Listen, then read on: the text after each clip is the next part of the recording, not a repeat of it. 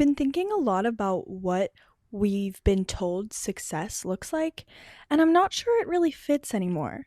Earlier today, I saw a graphic online that bullet point listed what we've been told success is as college degree, a high paying job, hustling nonstop, and fancy materialistic items, versus what success really is as freedom, peace of mind, loving what you do, and making a positive impact on others.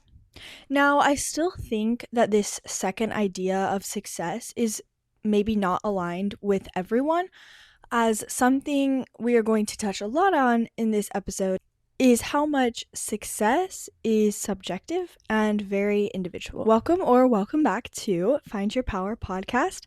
I am your host, Avery Jane. And before we get into today's episode, please make sure you are following the podcast on wherever you listen and stream the episodes. And if you watch on the YouTube channel, please subscribe there as well. That way you get updates each time I release a new episode. I also want to start by clarifying that the intention of this episode is not to attack the system or society that we live in, nor am I really able to give an actual answer or conclusion for the current issues at hand. But I am here to just analyze and honestly just talk about the reality of the situation that most of us are going through, are constantly living through in the US. So I want to start by talking about how corporate America has really changed. From about the last 50 to 100 years, there's been a big shift in how corporate America actually functions versus how the training system and school system still functions in more of an old-fashioned type of traditional way, in my opinion. In the time period between the 1950s and the 1980s, the corporate America traditional 9 to 5 job system kind of worked better because we had a much different way of living then. And I would say that one income back then could support a household, whereas now that is really not so likely. Also, there was more long-term job stability back in that time period with the job security as well. I think was more prominent back then. Of course, there were also pensions that were a little more guaranteed than they are now. And I think they also could provide more when it comes to retirement. I think nowadays people have pension, but they also have other ways to maybe invest for their retirement, whether that's through stocks or Roth IRAs and whatnot, 401ks. And I think that when it comes to this time period back in the 1950s, we could rely on maybe one source of income for retirement because that was enough to live off of. And I also think that the idea of climbing the corporate ladder has changed a lot. And I think it was something that was very glamorized. I think it was something that was very looked up to back in the 1950s. Especially since if you maybe had like family members in the same company, it was a little bit easier to get into that company or business and then just climb the corporate ladder from there. And maybe that was like the dream to be the boss within that company. But I think nowadays it seems that yes, it's still possible, of course, to kind of climb that corporate ladder. But I think it's a lot more common now that we job hop and kind of find raises or different sources of income through job hopping rather than trying to climb the ladder of the business that we're in or the company that we're in. That being said, today I believe in the current modern time there is fewer pensions. Like I said, more like 401ks, more like just Roth IRAs, investing on your own. Much higher cost of living. I think that one goes without even saying. There also seems to be such a romanticized burnout culture now within the past few years, especially. I think that's really been more common and been more romanticized. And I think maybe that has to do with social media and talking about burnout culture through social media. But either way, I think that's something that we maybe didn't have so much of back in the 1950s. Of course, I'm saying all of this like as someone who did not live within the 1950s to the 1980s, but with the background knowledge and the little research that I did, and with this burnout culture also comes the hustle mindset nowadays that, of course, may have been there back in the 1950s, but I think now it more has to do with the fact of keeping up rather than getting ahead. And of course, when it comes to salary, of course, we are technically earning more money nowadays than we were 1950s to the 1980s. The salaries are higher, but of course, that also corresponds with the cost of living. And I think when it comes to that salary raise, most of it has to do with inflation rather than actually getting a raise to have more kind of purchasing power in the real world, having more wealth. It more comes with the increase of inflation. I also feel like that when you used to have a job that you stayed dedicated, you worked hard for, and you also stayed loyal to, you kind of got taken care of in a way. You maybe got a raise, you got time off that you needed, but now it more feels as if you do all of these things, you stay loyal, you stay dedicated, you work hard, but honestly, it's just to keep up with the system and with making enough money to have a relatively steady income and to cover all expenses. And I think a lot of the reasons for this shift nowadays in the modern corporate America, because of the longer work hours that we have, the fact that we now are always available with technology, with social media, with having cell phones. Everybody has a cell phone. If the boss wants to get in contact with one of their employees, they can just send a text like that, whether it's at night, in the morning, off hours. And I think this expectation for the employees to always be available to send a message back it can be a little toxic. And I definitely talked about this in a past episode about hustle culture, and I don't remember the episode title, but I definitely talked a lot about how there's this obsession nowadays in modern culture with productivity and kind of having that hustle culture and burnout mindset. Because if you're not working till burnout, you're not working hard enough. And this definitely leads to the expectations that we put on others to be even higher and higher, because the more people that work this way, wake up at 5 a.m., start to get on the grind, and then they don't go to sleep until 9, 10, 11 p.m., wake up the next day, do it all over, working all day, maybe 1 hour break for lunch in the middle of the day and whatnot.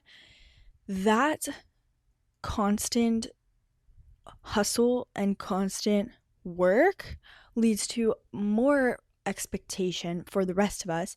And of course, I'm not putting down on the people that work this hard. That's props to them. But I think with the social media aspect brought into it, with people showing off this as romanticizing it, this constant hustling as being glorified, it really does put that expectation on everybody to follow in their footsteps, and kind of gives the idea that if you're not doing this, you're lazy or you're going to fall behind. Now, I felt like I couldn't really talk about the corporate America without touching about the school system that kind of puts us there, because I think the current school system, and I'm talking about like from kindergarten to senior year of high school, it's very outdated, and the system that we go to school in.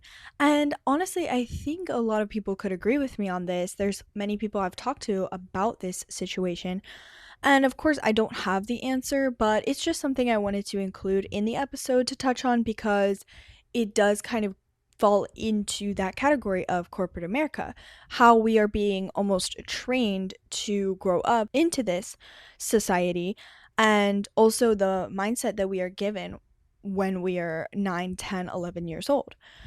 So, I want to make it clear before I start on this section that I am in no way attacking teachers. I am only talking down on the outdated structure of the system.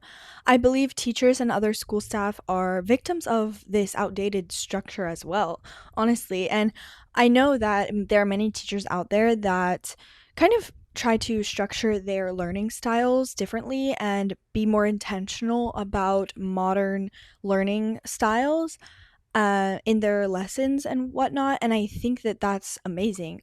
But I do want to say that this is not anything negative towards teachers at all. I think teachers are amazing and they definitely don't get paid enough for what they do. But I will say, we are trained from age 5 to operate inside a structured system, but the world that we graduate into doesn't actually look like that anymore. So in school, we're basically trained obedience. We need to sit still.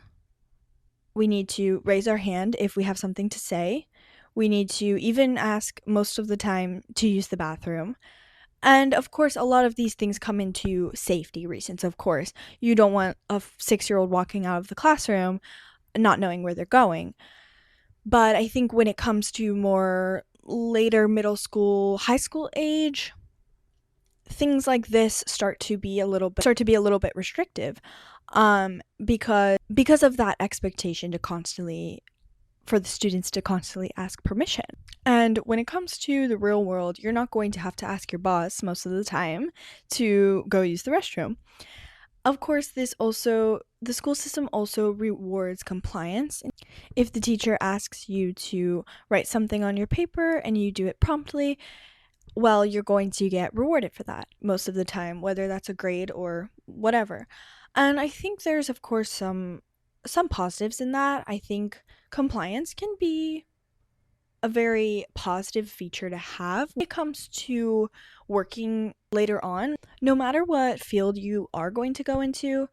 But I think compliance also can have negative effects because it sometimes encourages a follower aspect when some of us have more of a leading aspect to us, a leading personality. And I think that can be a little discouraging when you're constantly taught to just comply and almost follow directions for everything you do, involve them having their own sense of leadership, and they also maybe don't have as much space to be creative. And I think that's something that recently, maybe within the past 10 to 15-ish years, they have been trying to incorporate in the school systems that opportunity of creativity, maybe having, art class, theater, all these kind of different categories. That's a really good thing, but I don't think it's quite exercised enough, at least in the majority of schools within the US. The little key feature that most schools still follow, that bell system, is really kind of funny to me because that originated from the fact that in like factories, the workers would shift change or shift jobs with that ringing of the bell. So that association is already made in the kids when they go off to be factory workers, which of course most of us are not doing anymore. But that bell system is still being used in most places. There's also an emphasis on memorization, and in a lot of cases, this kind of goes instead of creativity, which, like I said before, I think creativity could be utilized a lot more in schools because there is a lot of that in the real world needed, especially in a lot of jobs nowadays where creativity could be utilized in projects and whatnot. And lastly, there's this concept that school kind of drills into students' brains that a good job equals a good life. And of course, first it goes school. If you get good grades, then you'll get into a good college. And then if you get into a good college, you'll get a good job, good career, and then you'll have a good life and you'll be happy. And it's honestly funny to me because the reality of life is not that straightforward. You can't just depend on those simple things to be happy in life. And when you're a kid, yeah, maybe saying that in a more simplified way is easier than saying, oh, well, it depends on all these different factors, because it's hard to explain to a 7-year-old how to be successful in their life. To an extent, I get the thinking process behind this and behind teaching school this way, teaching students this way of thinking. But the toxic part of it is the fact that we keep this idea even past age 9, 10, 11. Once a student is a teenager and they have a little bit more free thinking abilities and they are able to see the world in different ways than they could when they were a child, we still keep this idea that it's such a simple line like that. And I think honestly that might be a big root of a lot of kids' anxiety about the future. I mean, of course, there's mental illness that comes into play that can be diagnosed, but I think that this idea that your life will be good and you will be happy in life if you just follow this straight line of, good grades, good college, good job, good life. And of course, the good family, house, good neighborhood all comes into play there as well. But the truth of the matter is, it's really never that simple. And I don't think that part is emphasized enough. But I think a lot of the reason that the school system is designed this way, of course, is it stems from the Industrial Revolution and preparing students for factory or corporate roles. And of course, there were a lot more of those back when the school system, how it is now, was arranged and designed, but it hasn't been updated in so many years.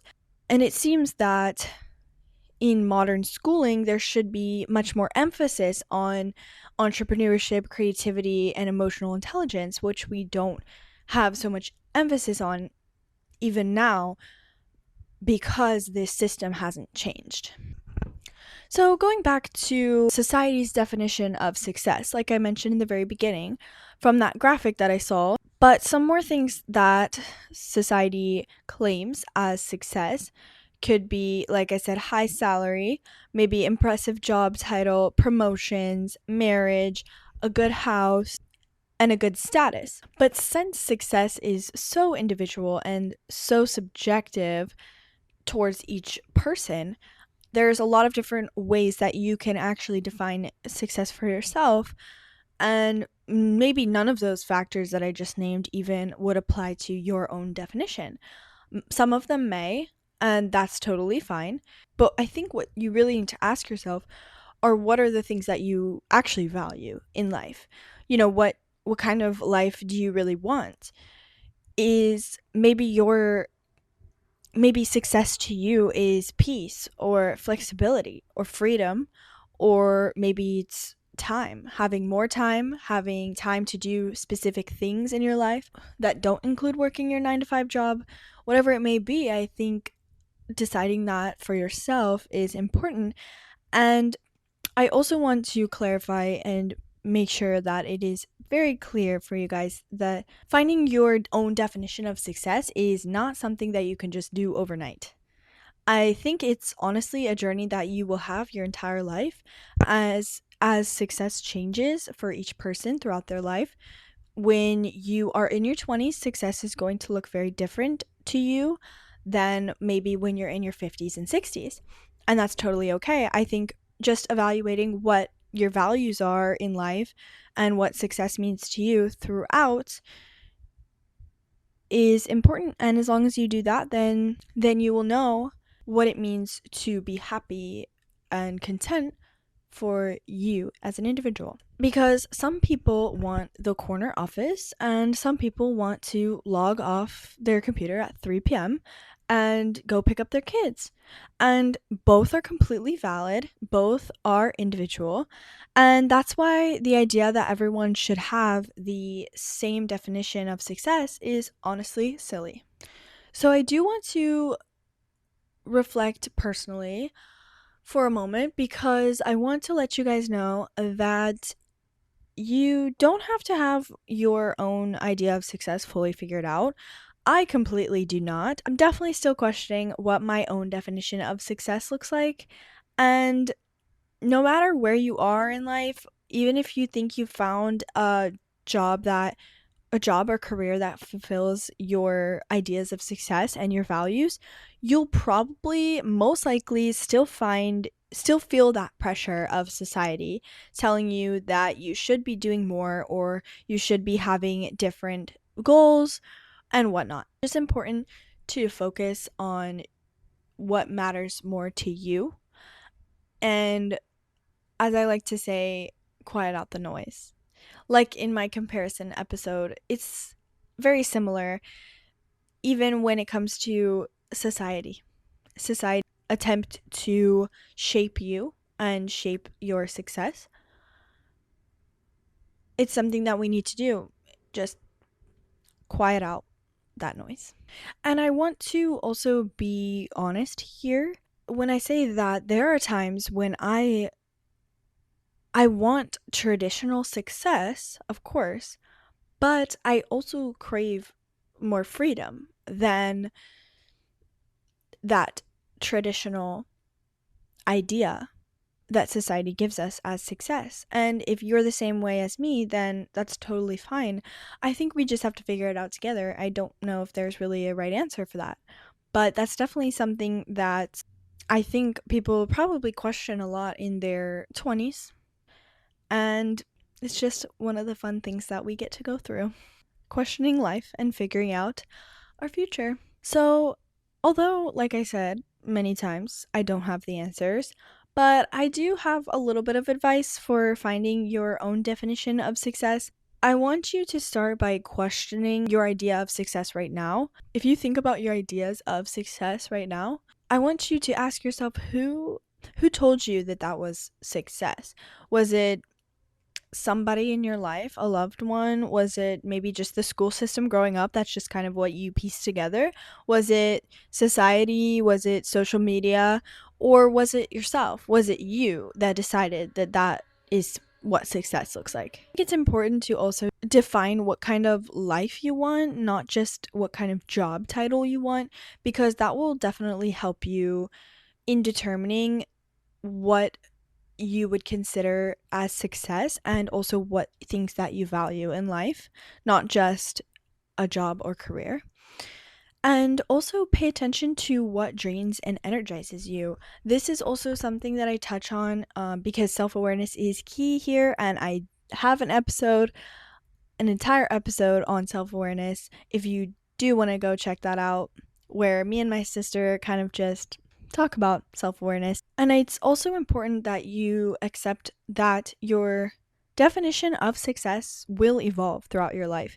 Like I said before, it's not going to be the same in your 20s as it will be when you're 50, 60, 70 years old. It's just not going to be the same. So I don't have the perfect formula for success. I'm also figuring it out right now, but I know that if you're reaching for goals in life that feel like just a source of income, it's probably not going to fulfill you in the ways that you want. I want to leave you guys with this idea that success isn't a job title, it's alignment. And the real power comes when you decide what that looks like for you. I'm going to say that again. Success isn't a job title, it's alignment. And the real power comes when you decide what that looks like for you. That concludes today's episode. I know it was a bit of a shorter one today, but next week will be a bit longer, hopefully. Thank you guys so much for listening today. Tune in every Thursday to listen or watch on YouTube and Spotify. Or for audio only, I am on Apple Podcasts, Amazon Podcasts, and Audible. Make sure to check out the Instagram at findyourpower_podcast and feel free to DM me there. The TikTok handle is also at findyourpower_podcast. Thank you guys again so much for tuning in and listening. I appreciate you all for being here. If you enjoyed, please rate the podcast 5 stars on Spotify or Apple. Leave any comments or reviews. And like I said before, if you do check out the podcast on the YouTube channel, please subscribe there and hit the bell notifications. That way you can be updated every time I release a new episode. It also really helps the podcast grow. If you have a family member or friend that you think could benefit from this episode or the whole podcast in general, we don't gatekeep here. Please send this to them and they might thank you later for it. And lastly, if you would like to be featured for an interview, you can send me an email at the email linked in the podcast description, or you can shoot me a DM and we will chat through there. I will talk to you guys again soon, and don't forget, we will find your power.